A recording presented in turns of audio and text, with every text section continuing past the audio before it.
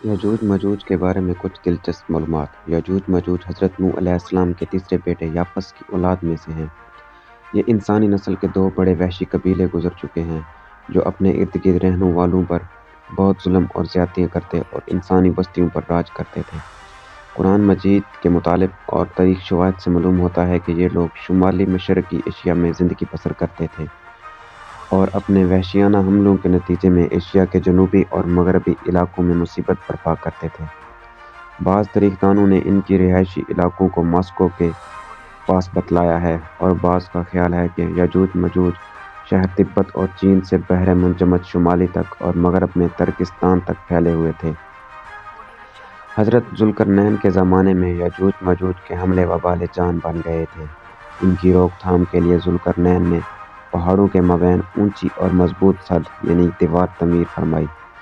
ذوالقرنین اور سد ذوالقرنین کا ذکر قرآن کریم کی سورۃ الکہف میں موجود ہے جس میں ذوالقرنین کا قرآن میں ذکر ہے۔ تاریخی طور پر وہ کون شخص ہے؟ تاریخ کی مشہور شخصیتوں میں یہ داستان کس پر منطبق ہوتی ہے، اس سلسلے میں مفسرین کے درمیان اختلاف ہے۔ تاریخ کی کتابوں کے مطالعے کے بعد لوگوں نے ذوالقرنین کی شخصیت اور سد ذوالقرنین سے متعلق مختلف اندازے لگائے ہیں۔ بہت سے قدیم علماء اور مفکر سکندر اعظم کو ہی ذوالقرنین مانتے ہیں، مگر بعض اس کا انکار کر کے یہ دلیل پیش کرتے ہیں کہ ذوالقرنین دراصل حضرت سلیمان علیہ السلام کا خطاب تھا۔ جدید زمانے کے کچھ مفسر اور مفکر ذوالقرنین کو قدیم ایرانی بادشاہ سائرس اعظم پورش اعظم کا دوسرا نام قرار دیتے ہیں اور یہ نسبتاً زیادہ قرین قیاس ہے، مگر بہرحال ابھی تک یقین کے ساتھ کسی شخصیت کو اس کا مصداق نہیں ٹھہرایا جا سکتا۔ ذوالقرنین کی بابت قرآن نے صراحت کی ہے کہ وہ ایسا حکمران تھا جس کو اللہ نے اسباب و وسائل کی فراوانی سے نوازا تھا۔ وہ مشرقی اور مغربی ممالک کو فتح کرتا ہوا ایک ایسے پہاڑی درے پر پہنچا جس کی دوسری طرف یجوج اور ماجوج تھے۔ قرآن کریم کی سورۃ الکہف میں باحوالہ یجوج ماجوج ذوالقرنین کے حالات بیان کرتے ہوئے فرمایا گیا ہے کہ جب وہ اپنی شمالی مہم کے دوران 100 دیواروں پہاڑوں کے درمیان پہنچا تو وہاں اسے ایسی قوم ملی جس کی زبان ناقابل فہم تھی۔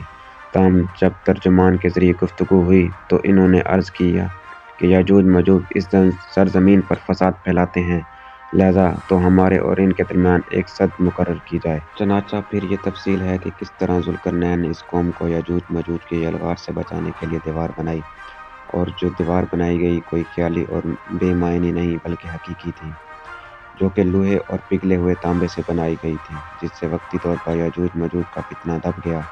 جب یہ دیوار تعمیر ہو گئی تو ذوالقرنین نے اللہ کا شکر ادا کیا جس نے یہ دیوار بنانے اور لوگوں کو آئے دن کی پریشانیوں سے نجات دلانے کی توفیق بخشی، مگر ساتھ ہی لوگوں کو یہ بھی بتا دیا کہ یہ دیوار اگرچہ بہت مضبوط اور مستحکم ہے مگر یہ لازوال نہیں، جو چیز بھی بنی ہے بالآخر فنا ہونے والی ہے، اور جب میرے رب کے وعدے کا قریب وقت آئے گا تو وہ اس کو پیوند خاک کرے گا، اور میرے رب کا وعدہ برحق ہے۔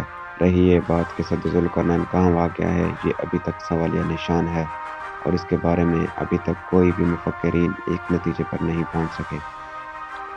ہماری ویڈیو دیکھنے کے لیے شکریہ۔ کائنڈلی ہمارے چینل کو سبسکرائب کریں اور پلے لسٹ میں موجود مزید اچھی ویڈیوز دیکھیں۔